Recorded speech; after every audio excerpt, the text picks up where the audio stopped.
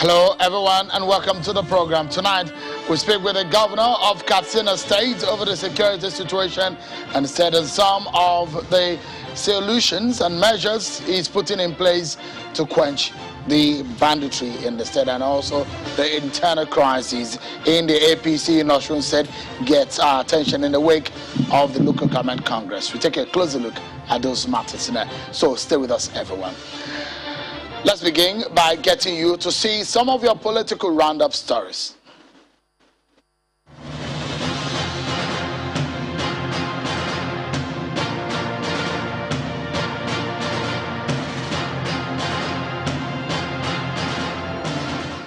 Are we looking to politics? The governor of Ebonyi State, Dave Umahi, says he supports the presidency to be zoned to the southeast, but that it's too early and distracting to engage in the 2023 elections. He told State House correspondents after a meeting with the president today that although power rests in the hands of God, his prayer is that in 2023, the country will gain a president with a good heart like that of Muhammadu Buhari. Both the governors and Mr. President should not be distracted. When elections are done and won, it should be governance. Relating to the nomination of candidates for elections. The Independent National Electoral Commission, INEC, says it has serious concern over the effects of conflicting court judgments on the nomination of candidates by political parties, on its preparations and conduct of elections. The chairman of the commission, Professor Mahmoud Yakubu, notes that some of these litigations make it impossible for INEC to issue a certificate of return even after elections have been conducted and results announced. He was speaking at a meeting with political party leaders in Abuja ahead of the November Anambra State governorship election. I must say that some of the decided cases are making our work difficult, and we have been crying out loud for a long time. River State Governor Nyesom Wike is threatening to impose fresh lockdown in the state if residents fail to comply with non-pharmaceutical COVID-19 protocols. Governor Wike hinged the threat on the scary increase in the daily figures of COVID-19 infections and its fatality. And the Mieti Ala Cattle Breeders Association is threatening to take legal action against all state governments that are opposed to the open grazing.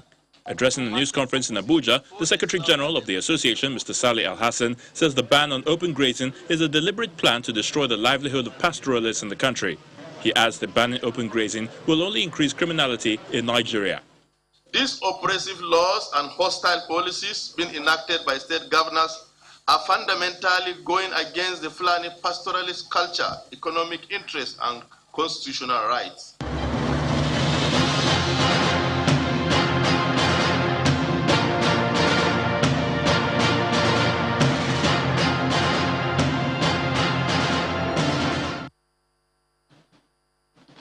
Thank you so much, everyone, for staying with us.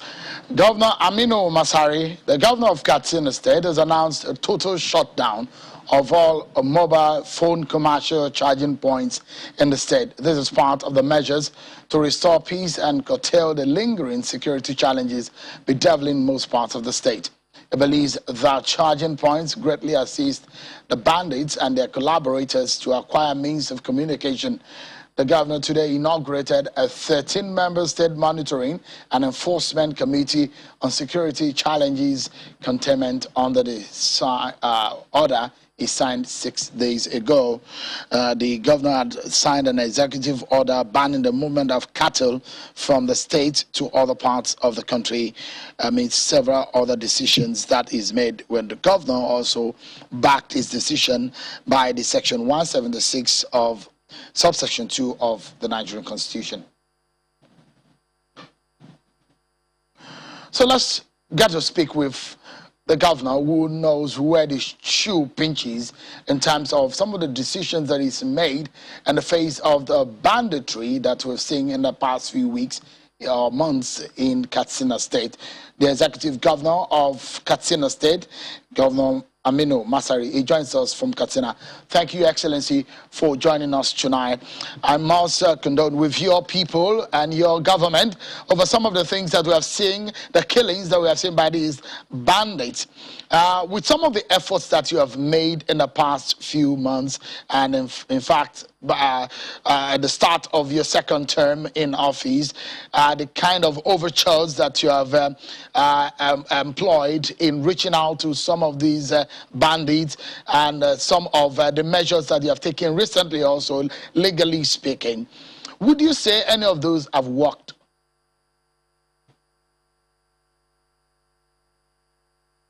Well, I think they are working. All the efforts we are making, we have made some progress, but we have not progressed as much as we had wanted, because our intention is to have normalcy return to our communities and villages. But unfortunately, due to the nature of bandits and the way they operate, they don't have any umbrella that they operate. They operate independent of each group, and they can have over 100 groups in the forest, all made up of bandits, kidnappers, rapists, and armed robbers. So we are employing all measures necessary to contain and curtail this situation before this year runs out. We can't afford to allow this situation to continue. And we are taking all necessary measures, not only in Kastina, but all other governors in the northwestern state, including Niger, to have effective measures in place, like the one that collectively all of us have by shutting down communication, markets, movement of vehicles, especially those carrying animals, movement of motorcycles, closure of filling stations. And we have gone further through the committee to look at our entire state and close all those filling stations that are located in the forest area. You travel from here to any town or village, you see petrol station in an isolated place. Who is it serving? What is it serving? So we suspect that those kind of filling stations are dispensing fuel to bandits, and we intend to close all of them. Measures will continue to roll as we make progress day by day. And in fact, we have started to see some measure of progress, because movement of bandits in large groups has drastically reduced to 3 or 4 motorcycles. And we hope as the measures bite harder, we'll see that movement becomes impossible. However, we know it is causing some hardships to some of our people living in some places, but we appeal to them to bear with us, to bear with the government, that what we are doing in the best interest of the generality of the people. And from the reports we are having, the majority of the people are so far happy with the situation and giving maximum cooperation. So, I mean, first and foremost, I'd like to know what you think about some of these decisions and the measures that you have taken and effect on the livelihoods of people of your state. For example, the shutting down of some of these businesses, the filling stations that you have talked about. It definitely will affect the livelihoods of people. Have you thought about that, and what are you doing to that in that respect? We are not totally shutting all the filling stations. Like the frontline local governments, we said 2 filling stations will operate. And in those filling stations, nobody will sell fuel in a jerrycan or in a gallon. So we're not completely shutting down. Like I said earlier, of course, there may be some hardships. Well, certainly, it's better now to take these hardships in order to restore normalcy. We have discovered, and we have at least some of these filling stations that are dispensing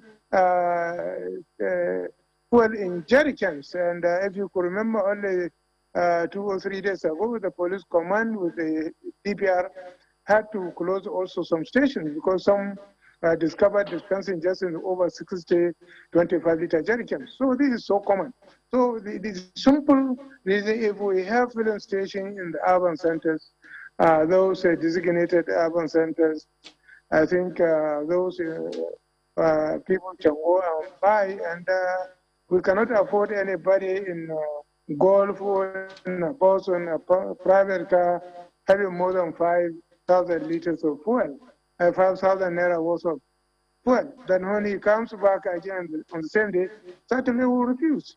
We ask him to refuse because what is he doing? Where has he gone? If he's a commercial transporter, we have already directed that all commercial buses and taxis will be painted in Kaduna latest by 15th of September. Failure to do that will arrest anybody conveying passengers. And we are also centralizing areas where passengers should be collected or dropped. So I think we are taking certain measures. Like I said, yeah, they are painful, but they are necessary. For some of the lawyers who have taken up and looked at closely this executive order that you've signed, and in the statement that you released, of course, that executive order took effect on the 31st of August. And you backed your decision by the effect of Section 176, subsection 2 of the Constitution, which empowers you as a governor to protect the lives of the citizens of your state. But some lawyers have argued that it is the House of Assembly or the National Assembly, as the case may be, is empowered to make laws, and the executive orders should come or empower the laws of the House of Assembly or the National Assembly. In this case, how do you relate to that argument, which of course they brought the issue of human rights into effect here, when you've said there is a ban on movement on some routes in the state?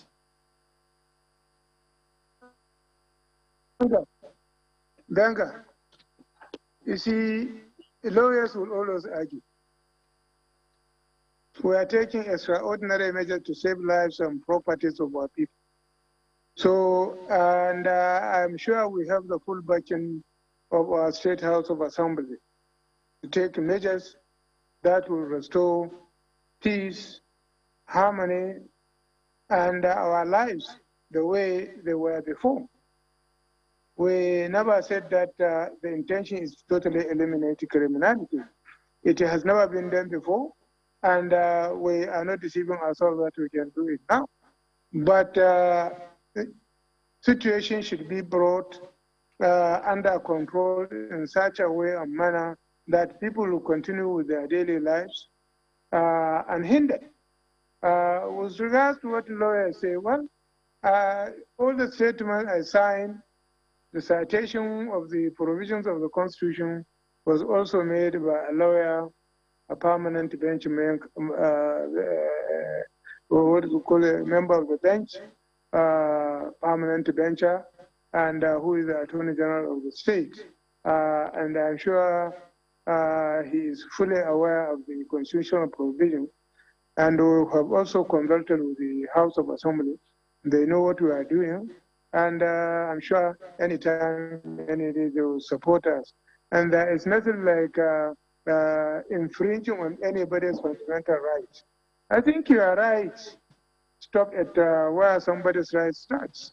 So are you saying that it is okay under fundamental rights, we allow bandits to fuel, to carry arms, to do all sorts of things that are unnatural and against the law?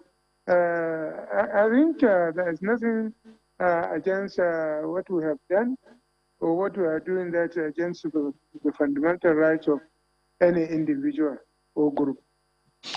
Governor, are you considering to put in place a law banning open grazing in Kastina State to entrench ranching, if that is the way you think will work for animal husbandry?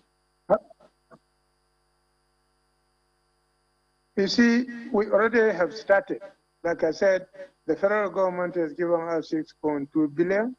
And as a state government, we are also investing 6.2 billion. The objective is to have Fulani stay in one place. I think roaming about, I think is not the best, and they should not be encouraged. And in fact, for us, even it's un-Islamic. So what are we talking about? Do you have animals that you cannot feed, that they have to stretch over other people's land or on somebody's farm before they can feed? And you say that that is right? I don't think it is right. I don't think it is right. And certainly once we finish putting in place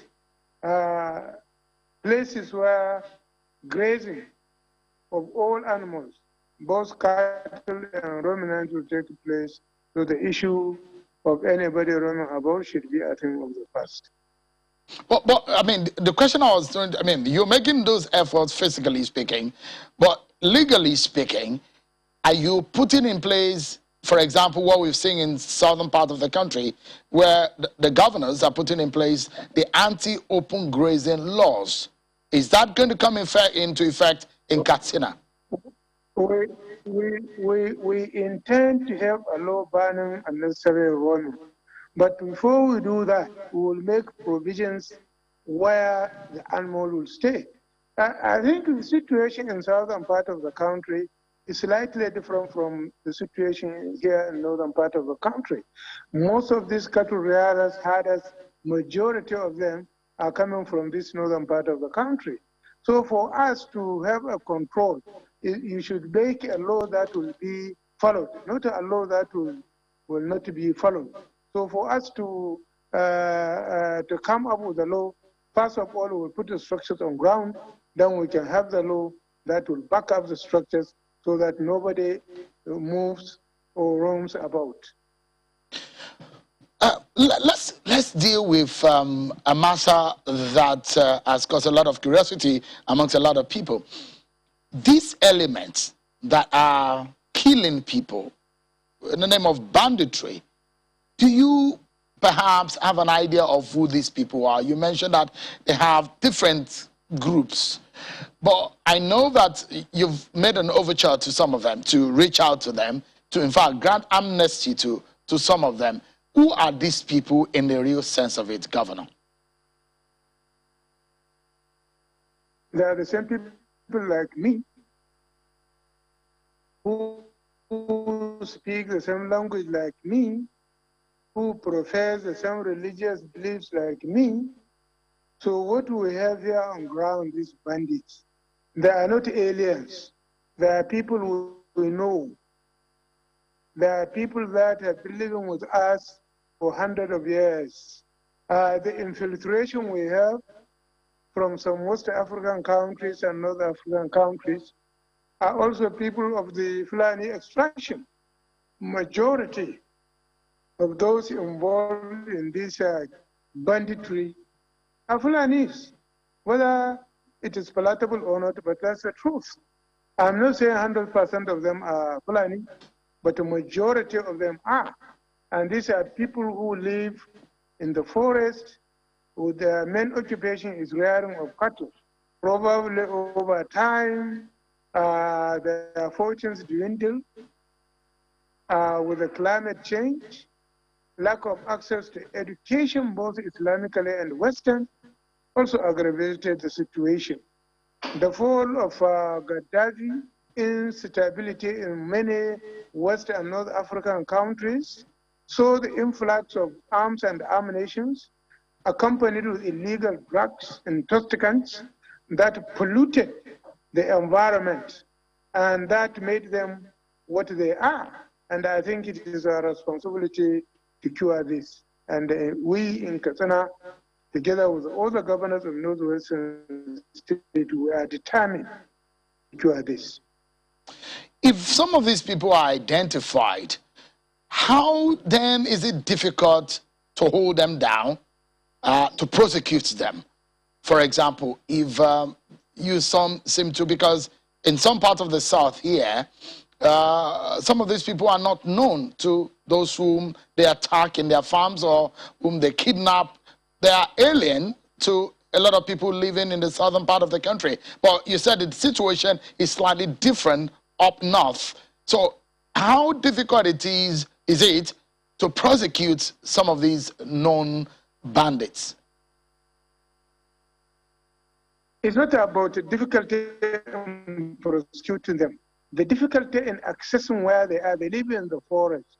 The terrain is very bad, and reaching them in the forest and rocky areas is also very difficult, especially, like we said, the necessary equipment to reach up to where they are not readily available. So I think with the help of technology and what we have seen the Nigerian Air Force is trying to do, I think we will be able to reach some of the camps of major leaders among them and really bring them to book. And I think without divulging more, the Air Force, the military, the effort we are making here has started recording some successes with regard to reaching out to the most difficult areas. You know, there are a lot of areas that are ungoverned because of the forest area. So access to them become very difficult, especially in this rainy season, but it's not impossible. And I think using technology, we will be able to reach wherever they are and fish them out. You are the chief security officer of the state, so you might help give some insights into this line of reasoning that I want to put forward. One will wonder that if they are living in the forest, is it possible to rain on them fire, brimstone of the military power in terms of bomb and missiles on them since they are in the forest, and clear them out once and for all, kill them in that place and not allow them to come out and kill innocent Nigerians? Is that possible, Governor? I think it is possible. It is possible. And I think the military, by acquiring more hardware, more sophistication, especially the Air Force, will be able to strike at where they are. And they have started doing that, to tracking at their base camps. But you know, they go in the caves. We have long and big caves in the forest under rocky conditions. So sometimes they hide when they hear the noise of aircraft. But we hope with the new aircrafts arriving that are noiseless, we'll be able to reach them before. But the biggest problem was in our airports and everywhere are the informants. Our biggest problem was dealing with this situation are the informants. And they are everywhere. They are in the market, they are in the airports. Any plane that comes or goes, they inform. They are in the villages when they see a truck of military or police. They inform. When they see vigilante, they inform. The problem is the support the informers are given to the bandits. It's also empowering bandits with information. But luckily enough, I think a lot has been achieved in terms of trying to nab these informants. And once we will be able to cripple the informers and form of information, that's why when you take up the networks, the informant can no longer inform. And the armed forces, they have a way of communicating. So it's also another way which you... So Governor, you will love the NCC to shut down telecommunications in Kastina just like it did in Zamfara. Would you be advocating for such too? I think we have already written. We are not advocating the total shutdown in Kastina State, but certainly we have about 13 local governments bordering the forest area that should be shut, so that it gives us opportunity to operate without informants. Okay, then, that's specific enough. We know what your intentions are in that respect, so it's clear. Give us a sense of what you think, because I have about 2 questions before we go. We have a few minutes left on this segment of the program. Give us a sense of what is going on your mind. I know it's been some very difficult time for you handling some of these issues. At some point, these notorious bandits were asking for conditions for peace. At some point, you said that it costs millions of naira to be able to provide them an amnesty program. But it does look like the amnesty program did not work. Do you regret ever stretching forward a hand of amnesty to these bandits? You see, I don't regret. The only thing I say with the benefit of hindsight, I wouldn't have done it, because at that time we thought, and it was true when we started in 2016, there were leaders. But gradually all the leaders were eliminated. That saw the failure of that first round. The second round that was initiated from Zamfara after 2019 election did not even see the light of the day. We tried, we reached, then we realized, then to whom are you talking? Because they don't have an umbrella. They are not pushing for any ideological beliefs. They are not pushing for any religious belief. They are simply bandits, criminals, and thieves. So, and anybody who owns a gun, if they become 2 and 3, they have a camp, they have a junk, and they start recruitment when they get money from either cattle rustling or kidnapping. So the reality is there is nobody there in the forest that can discuss any peace. For me, anybody in the forest is a potential criminal. So I think he should be dealt with as such. Finally, before we go, you've asked your people that they should not be jittery in the face of the attacks of this banditry. They should stand up and defend themselves. Are you asking them to carry arms to defend themselves, or what kind of self-defense are you talking about in the face of the law? Beggar, if somebody comes to slap you, will you not raise your hand to protect your face? If he comes with a stick, will you not take a stick? So the reality is, we are saying that people should stand up. If we are talking about the police, in a population of 80 million, we have not up to, or not more than 3,000 police. Divided by 80 million with 3,000 police. You come to a policeman to 260,000 minimum. And what is this? What do they have in terms of AK-47, AK-40, pump action, and all other means of confronting the bandits? What do they have? Already the people in the locality, they have their guns. They have guns that they are using to defend and protect themselves. What we say, I say what I say, and I stand by it. That's my opinion. People should defend themselves. Okay, so I was just asking for specifics. The Firearms Act states that no person. I have been very specific. I have been very specific. So you're asking citizens to own guns and carry ammunition against these bandits? If you come with a stick, I will come with a stick. So I will pay you in your own coin. What are we talking about? All right, Your Excellency, let's end on this note. Just have about 40 seconds to close. You just concluded a fresh round of security meeting with the security chiefs. We understand that you met also with the Inspector General of Police. Just in about 30 seconds. Any solution in sight? Any new thing that will gladden the hearts of your people in the state that came out of that meeting? Benga, there are things you should know, and there are things the general public should know, and there are things that you should not know, because if you know, they are no longer secret. So if we discuss what to do, I tell you now on the network, well, everybody, including the bandits, are listening, including their sympathizers are listening, including their lawyers are listening. What am I doing?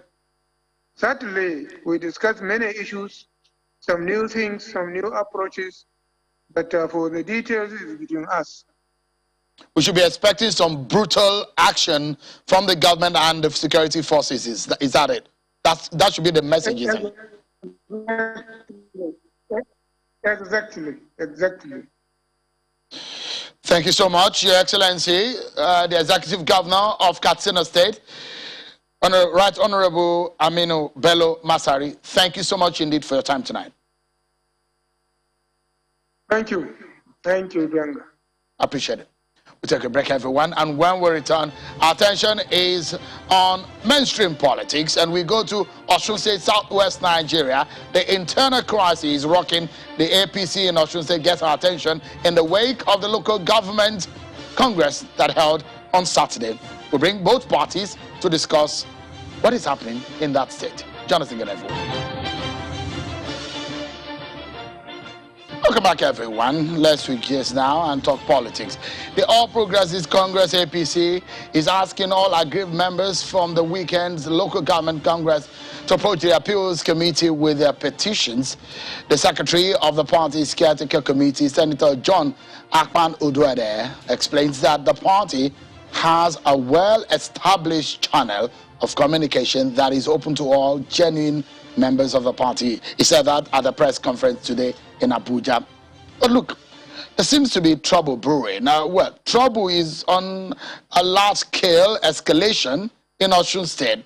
There are some sections of the party, especially in Osun State, who are not happy with the conduct of the exercise in some states, such as Osun, Ogun, Delta states, where there are now factions. There is a faction loyal to the former governor and minister of Interior, Rauf Aregbesola, in Osun State, and they are aggrieved and with complaints of being left out, while the faction loyal to the governor believes the right thing is being done. Tonight, I'm being joined by the Chief Press Secretary to the Osun State Governor, Mr. Ismail Omikpidon. He joins us here in the Lagos studio. And with him there, Mr. Omikpidon is the one in suit and tie. And with him is Mr. Kolakbo Alimi, one of the leaders of the Osun Progressives group, a faction of the APC in Osun State, loyal to the minister and former governor, Mr. Alimi and Mr. Omikpidon. Thank you so much, gentlemen, for coming. The pleasure is mine. Let's begin by asking you, Mr. Alimi. Yeah. Was there a congress in Osun State? Because I understand that there was a parallel congress. Your group also conducted a congress, LG Congress. Is that true? Well, good evening, our viewers at home. I'm only aware of congresses that we conducted.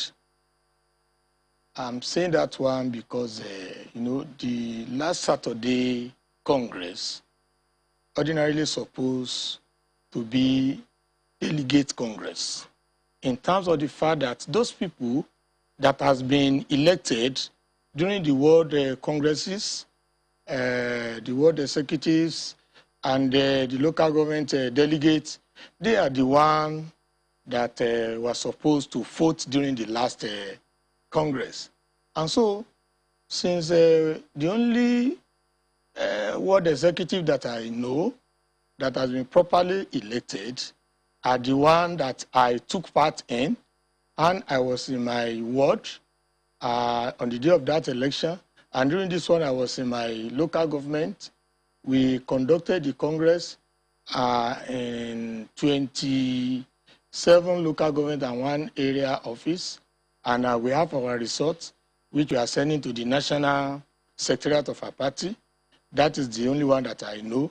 Though I read in the news that the group loyal to the governor, too, the Little group, also conducted their own. Maybe that's the reason people are talking about a parallel congress. But as far as we are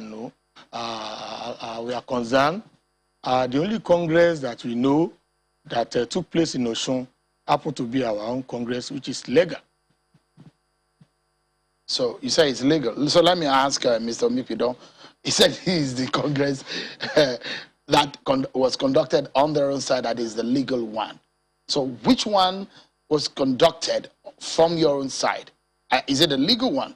Well, let me start this way. First, it is unfortunate that we have to be discussing this publicly, because ordinarily we are members of the same family, and I believe that as family members, even if there are to be disagreements, we should have better means of, addressing them. But having said that, let me place on record that as I speak today, there is no faction in APC in Osun. To the best of my knowledge, the constitution of the party is very, very clear as to who the leader of the party is in any state where there is a sitting governor. And so to that extent, I believe very strongly that there are no factions in Osun APC. And let me also correct my elder brother that there is no group like Governor's Group or Ilewe Group. Ilewe was just a platform upon which the governor rode to power when he was running for the governorship in 2018. And since he became governor, there was nothing like that. Was it dissolved? Of course, it's been dissolved. As far as we are concerned, what we have today is APC being led by the governor. Now, there are guidelines for conducting congresses. And to the best of my knowledge, the team that came from Abuja conducted Congress for APC, not for any group whatsoever. And good enough, by this afternoon, the team led by Honorable Benga Elegbele addressed a press at the party secretariat to announce the result of the Congress that were held on Saturday. Now, if my brother is saying that they had the Congress, which is legal, I mean, was there INEC official at the venue where the Congress were purportedly held? Were there security operatives? In any case, before the conduct of any Congress, the venue of such Congress, it's been announced publicly. It's known. And part of the guideline of the party is that you don't use a private or residential area.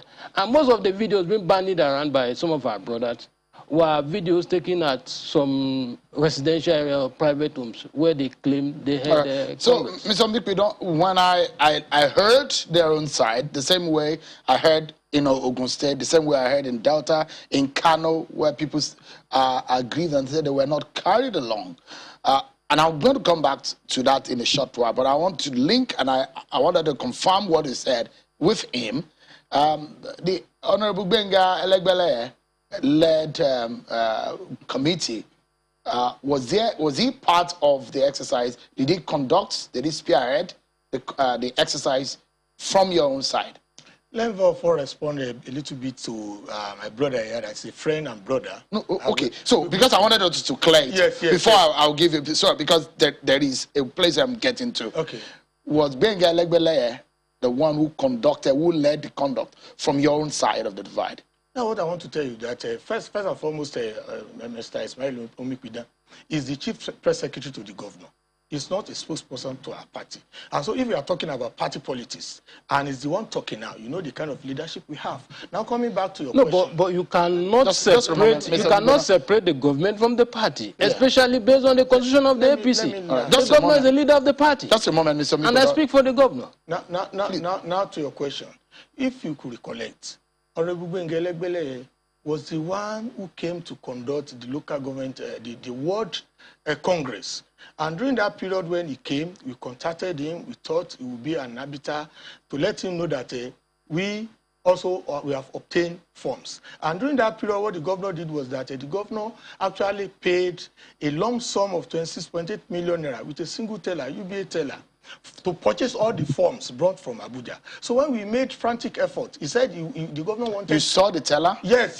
You can confirm the teller? Yes, I can. Because I'd like us to make claims that we can... My phone is outside. I can send the teller to your WhatsApp. Well, so, I saw it online. Yes. But is that true? Was that... I don't know what is going on, but you see, the thing is, the party can obtain form on behalf of the candidates that are running. Let me anchor my thoughts. The people who brought the forms, we were in contact with them until when it got to that, they said the governor actually wanted to buy all the forms and that he would be the one to give the forms to whoever he likes. That should not be the case. The governor actually wanted consensus. He said we are not against consensus, but everybody must be brought along. When we discovered that the governor actually had bought the forms with a single teller, we now approached Abuja and they told us that the purpose of the sending people to sell form in the state is just for convenience. That if truly we mean business to buy form, we should go and pay, submit our teller, and we'll be given forms. And we did that one. We paid, our people contributed money, we paid our money individually, and we bought forms. So when Honorable Elegbele came, he came on the eve of that Congress in the evening, around 6. And so straight away went to the governor's lodge, and there and then they organized what they call stakeholders meetings, and they agree on consensus. And so we contended that a situation whereby 2 or more persons have obtained form, you cannot say you are doing consensus. By virtue of Article 20 of our Constitution, you can check it. If you permit me, I can read. Okay. He has one. I have one here. Now, he said, but consensus is part of your That's laws. what I want to read. Consensus is just an exception. Under election and appointment, Article 20, it says, unless otherwise provided for. What? A, all party posts prescribed or implied by this Constitution shall be filled by democratically conducted elections at the respective National Convention or Congress, subject, now listen, where possible to consensus, provided that where a candidate has emerged by consensus for an elective position, a vote of yes or no by ballot or voice shall be called to ensure that it was not an imposition which could breed discontent and crisis. Maybe you were not there when they decided on the consensus. No, the point I want to make is... Were you there at the stakeholders meeting? God bless you. The stakeholders meeting actually took place at the government house. And the were you governors invited? Were not invited. Because I understand also that you were being suspended from the party. No, they have actually cancelled the suspension because they Is it true that they cancelled it? Well, there was a suspension, and when the party leaders looked at it and felt strongly that it didn't go through the normal process, the party used the instrument. So, because, just a moment, where I'm driving at, and where I asked you that question, so because the grievance from your side that I heard, that prompted me to invite him and invite you, is that you have been left out. Yes. And that's the allegation against the governor's side, that they have been left out. That is not true. For example, the stakeholders meeting, was it held at the government house? Let me come to that. It was during the World, excuse me, during the World Congress, the stakeholders meeting was held at the government house. And what was the reason? You know Oshogbo very well. We are working on the Olaya flyover. And we felt that if the governor were to attend the stakeholders meeting at the party secretariat, we will inconvenience the members of the public. We tried to avoid that. And when we did that then, they were shouting that they were left out, they were shut out. The local government congress, the stakeholders meeting was held at the party secretariat. And if you check through the Facebook, even this evening before I came into the studio, I saw a post where a resident was saying, why should the APC barricade the road? Simply because, you know, so it was what we were running for the first time. But this time around, the stakeholders meeting was held at the party secretariat. Nobody was left out. They only chose not to attend. That's the fact. And if they had attended, because usually what happens is, if you are at the stakeholders meeting, once they propose consensus, if you have a dissenting voice, you make it known. But your party, as a matter of fact, the chairman of the... Mr. Mikidon, your party, I've read this constitution very well. Yes. Your party envisaged blocks, which some other people might call faction. Blocks in the different political party, because there will be former governors, former ministers. Blocks. If you say caucus. Caucus. But blocks in English language is a matter of semantics. But in the real sense of it, so did you recognize, did you invite them officially to this meeting? Because they are saying that you have never carried them along. As a matter of fact, one of the leaders of the, I don't want to refer to them as a group, because as far as we are concerned, they could be referred to as a group. We have members of one family. Yeah. Now, one of the leaders of their team is the secretary of the party as we speak. As a matter of fact, before the World Congress, I saw him at the party secretariat, where he came to confer with the party chairman. So I am not aware of what they discussed. So it is not possible for them to have been shot at. They probably shot themselves out. That's the truth. It's a different thing. It's a different thing if they wanted to access the party secretariat and somebody stopped them from accessing the party secretariat. That would have been a different ballgame. To be the secretary of APC in Osun State today. He has been left out of all the activities of the party. Now, the genesis of the problem is what you have to look at, so that we will not be giving our people at home, we will not be telling lies. Our governor, Alhaji Saka Adegboye Goyitola, immediately after July 5 Supreme Court judgment, started his politics of segregation. How? And so, the moment you have a connection directly or indirectly with the former governor, you are bound to be segregated from the party. And so, correct. Based on that one, he knows who to be invited. I, as a person, I've never invited for anything. Honorable Razak Saliza is talking about the secretary of the party in the state is being left out of all the activities of the state. But the real issue now is this. Let us now assume, let us agree that even all of us, the so-called stakeholders, we were present at the government house. But somebody, a party member somewhere in a particular ward, had gone to obtain form, paid teller, pay money to the bank, presented the teller to our national secretariat, and the national secretariat has issued form to such a person. For that position alone, we cannot say we want to impose consensus. For that position alone, if it is just only one position, sir, what we are going to do is the real election. That is what our constitution says. Consensus is when you all agree. A situation whereby thousands of people have obtained form. And Honorable Elegbele now came, they now say yes, they have agreed on consensus. And so he went ahead to about 3 local governments. And the governors group, by that, the meaning of consensus on their own consensus is that they are trying to impose some candidates. They are surrogates, and they call them consensus. So when they got to the venue of the congresses, they said, these are the lists. People rejected it, and then we had proper congress. And then we now sent the information to Abuja. Okay. So the Abuja now said that there will be an appeal committee. First and foremost, let me point this one out, that we had written petition against Honorable Elegbele that if you had come for this kind of assignment, the first point of call was for you to address the press, to announce to the whole world that you have arrived. Honorable Elegbele did not do that one. That was what he did last Friday. No, that's not the local government. No, let me come back to it. Why did he do it? At the party secretariat. I'm talking first and foremost for the world, because one thing had to lead to another.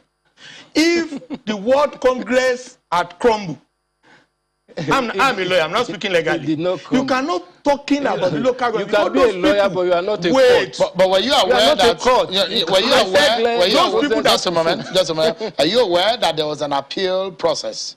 After the World Congress. Were you part of that appeal process? Yes, we went for the appeal. That we know if were you at the premises? Were you one of those that were arrested? No, I was not. About 7 of our people, of our leaders, were arrested. I was not among those people that were taken to court. The governor are taking all the leaders of top perceived enemy. That's not correct. But the real issue is that as of today, that we are talking, and have the fear of the God only properly conducted World Congress and local government is the one we conduct. All right, let me allow Mr. Omikredon to react. First, let me put it to my elder brother. That has been economical with the truth. He did say that the governor started alienating some persons in quote that are closer to the former governor immediately after the Supreme Court judgment, July 5th.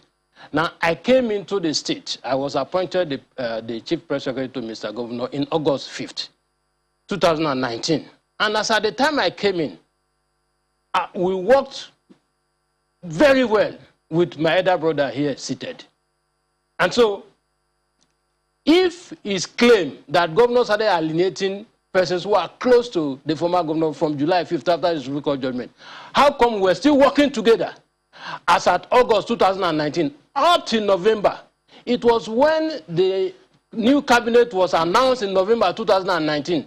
That was when my elder brother suddenly disappeared. Excuse me. The problem was because of the cabinet composition. Well, I haven't said so. No, because I'm just trying to lay a foundation. I like you to also. I'm just trying to lay a foundation. Say whether or not it's true. I'm just trying to lay a foundation. The difference between, just a moment, Mr. Omikredon, the difference between the governor and the former governor is because of the composition of the cabinet and people were left out.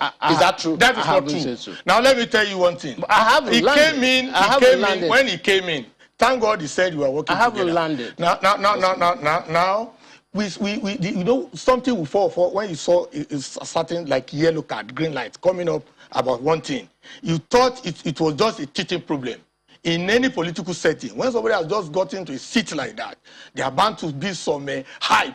You know that we were thinking that with time, it would just fizzle out. That it was the horror of that office that was actually making the governor to be agitated. So we were making every effort to manage the situation. Now, when he was talking about the cabinet, Aregbesola today is a minister. Will Aregbesola be fighting or Yotola be fighting? No, it's not about cabinet. It's not about cabinet. It's about, and let me tell you, for him to know, you have not contradicted. So because I gave you time, I just wanted to hear what your grievance about it. So let me allow So you. from his explanation now, it means he has contradicted himself because he said my principal started alienating persons. I said it started. He's showing the sign. That's July it now. 5th. And I have told you that even after that period he is claiming, we were still working together. Maybe you don't understand. Now, even well, I'm sure those who are listening to us can grab what we are talking about. Now, again, sir, I put it to you that even after 2019, up to 2020, you were still visiting my principal. So, at what point did he start alienating you? You only chose to stay away. That's the simple truth. You only chose to stay away. Brother, You only chose to stay away. Now, having said that, my principal just said recently, as far as he is concerned, and I can also testify to that, there's no crisis between him and his predecessor. What we are seeing has just been unnecessarily exaggerated by persons who are claiming to be doing his biddings. And like my principal said, we are not sure they are even speaking his mind. We are not sure if they have his mandate to do what they are doing. Because to the best of my knowledge, there was no time our former governor has come out to endorse what they are doing. Okay, so let me allow you to. Thank you very much. I just want to anchor myself. Don't let us derail about this topic. And I want to, because we have just 1 minute left. Thank and you. one Thank minute you. Left. The real issue now is we are talking about the Congress. If truly our governor is not afraid of election, in that kind of situation, what the governor ought to do, no influence that let us have election. A governor that is afraid of having election internally within the party, you could know what is happening. The party members are today in Osun, they are aggrieved. So that we want our party back. People actually want to choose their leaders. The governor wants to have imposition. The governor is using his vantage position as a member of a caretaker management committee to shop for people who could do his bidding. And that's exactly what is going on. And let the whole world know that this impunity will not stand. All right. You're fine. You give us a fact. Well, to Nigerians who have been following events in Osun, I believe very strongly that they will agree with me that in terms of management of party affairs, the way my principal is managing the governance and the party politics today is an improvement of what we had in the past. And I want to believe that is how it should be. There is no impunity anywhere. My principal is not afraid of any election. As a matter of fact, during the last stakeholders meeting, before the World Congress, the Senate spokesperson who attended that stakeholders meeting did say that, look, they are not afraid of any election. But because the party has advised that we should at least go for consensus to avoid any rancorous situation, that is why we are going for consensus. Nobody is afraid of any election. And anytime, any day, we are good to go. Mr. Ismail Omepidom, the Chief Press Secretary to the Governor of Osun State, Mr. Oyetola, and Mr. Kolakpo Alimi, the leader of the Osun Progressive Top, a group loyal to the Minister of Interior and the former Governor of Osun State, Rauf Aregbesola. Thank you so much, gentlemen, for coming in tonight. But that's how we anchor tonight on the program. Many thanks, everyone, for watching. I'm Sean Okimale. Bye for now.